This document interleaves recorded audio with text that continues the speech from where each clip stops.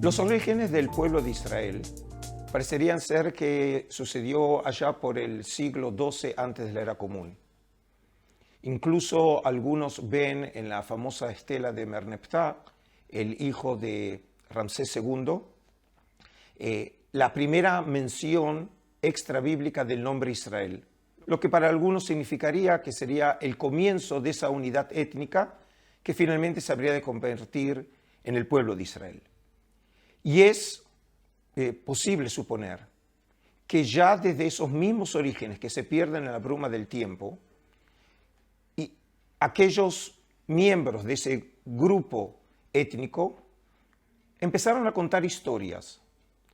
sobre los orígenes de ese grupo, epopeyas históricas, los orígenes del mundo, es decir, tradiciones de carácter nacional que empiezan a ser transmitidas de manera oral. Y probablemente este estadio oral es realmente el que marca el comienzo de lo que va a ser finalmente la tradición de la Biblia hebrea. Estas tradiciones de carácter nacional seguramente se conjugaron con otras tradiciones del Oriente Antiguo. Es decir, dado que el pueblo de Israel no se originó en la luna, sino que es parte de una realidad social, cultural, política, económica y religiosa, probablemente comenzó también a estar en contacto con otros pueblos y por lo tanto hacerse eco de tradiciones legales, tradiciones de sabiduría, rituales, liturgia, que empezaron a formar entonces parte de este cuerpo que llamamos el pueblo de Israel. Pero a partir de los orígenes del Israel como unidad política, lo que nosotros conocemos en la tradición bíblica como los reinos de Israel y de Judá, comenzaron probablemente en ese momento, allá por el siglo X, siglo IX, a conformarse las tradiciones nacionales, que ahora no solamente eran un eco de esas tradiciones orales o de las tradiciones del Oriente Antiguo, sino ahora también reflejaban las tradiciones propias de la nación. Y en ese caso las tradiciones podían ser eco de hechos o sucesos históricos, en otros casos, por ejemplo, tradiciones cultuales, en otros casos, por ejemplo, palabras de los profetas. Pero en este momento, cuando empiezan a existir las burocracias, es decir, hay cuerpos de escritores, de escribas, que trabajan en los marcos del palacio real o del templo, que comenzaron probablemente a ser escritas por primera vez estas tradiciones que ya para entonces tenía siglos. Este proceso, del cual casi no tenemos ningún testimonio arqueológico, parecería ser que llega a un momento de maduración, algo así como para el siglo VIII antes de nuestra era. Este proceso que llamamos de alfabetización se manifiesta por medio de la arqueología a través de los que llamamos las ostracas. Son cerámica escritas en tinta que en yacimientos arqueológicos comienzan a ser encontradas y que muestran en este caso la capacidad de leer y de escribir no solamente por parte de los escribas o profesionales de las burocracias del templo o del palacio, sino realmente pueden ser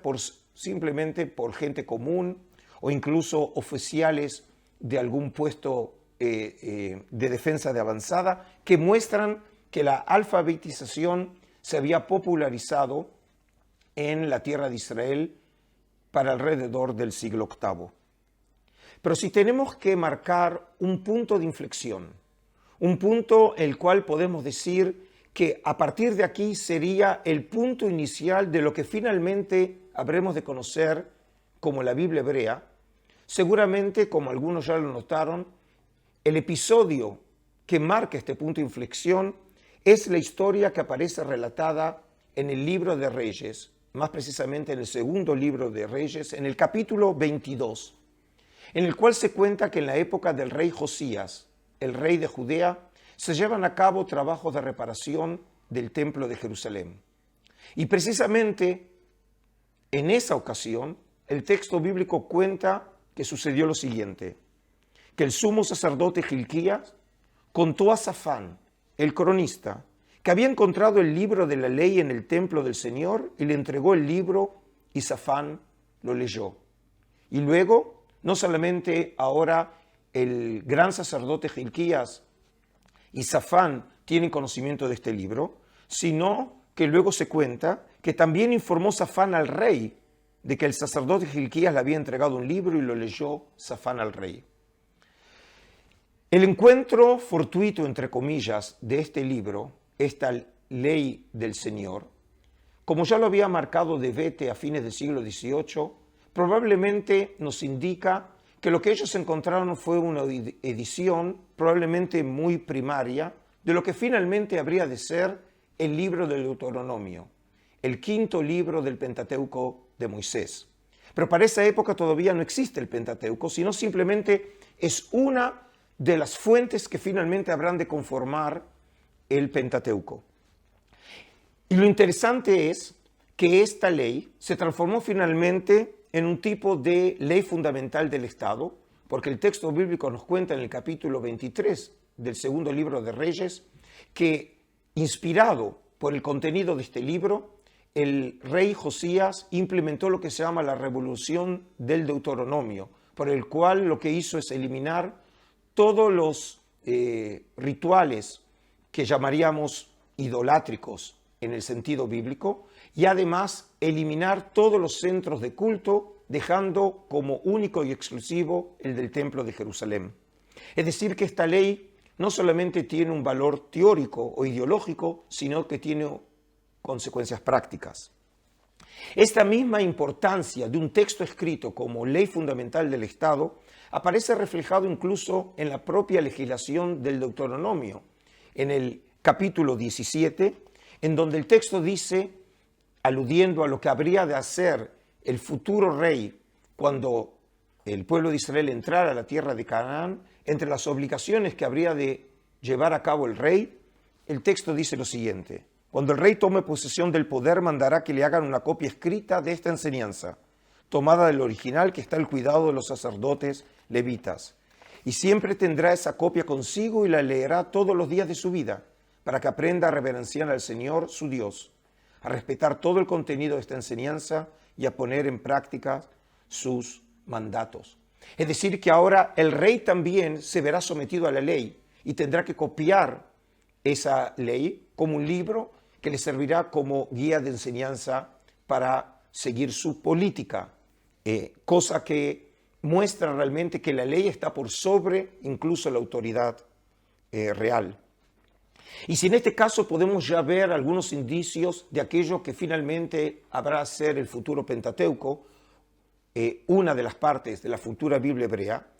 ¿dónde podemos empezar a ver los indicios del comienzo de lo que será la literatura profética? Porque la primera fase de la tradición profética en realidad también comenzó como una fase oral, sea con los oráculos del profeta Amós, Miqueas o el gran profeta Isaías del siglo VIII antes de la era común.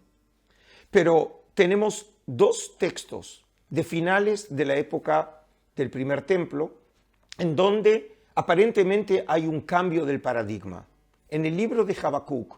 un profeta bíblico, de lo que llamamos los profetas menores, que vivió antes de la destrucción del primer templo de Jerusalén, allá por el siglo VI, dice en Habacuc capítulo 2, y el Señor me respondió, escribe la visión y haz que resalte claramente las tablillas para que pueda leerse de corrido. Es decir, aparece aquí una orden bíblica por el cual el Dios de Israel le ordena al profeta de escribir la visión. Es decir, ya no simplemente su obligación es de transmitir oralmente la palabra de Yahvé, sino que la escriba. Y este momento en donde la palabra ahora comienza a ser escrita,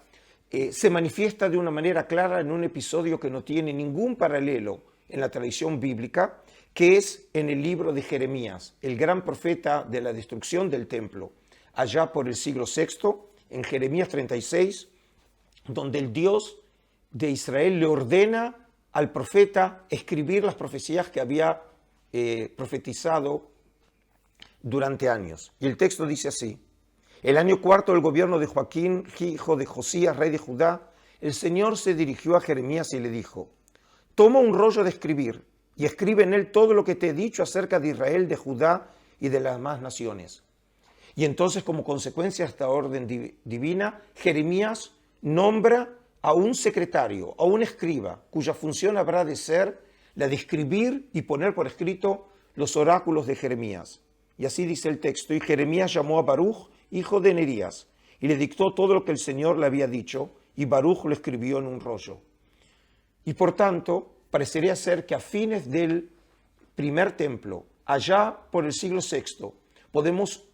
identificar claramente un punto claro de inflexión en donde las tradiciones, en algún lado serán las del futuro Pentateuco, y de la tradición bíblica habrán de empezar a tomar forma como literatura escrita.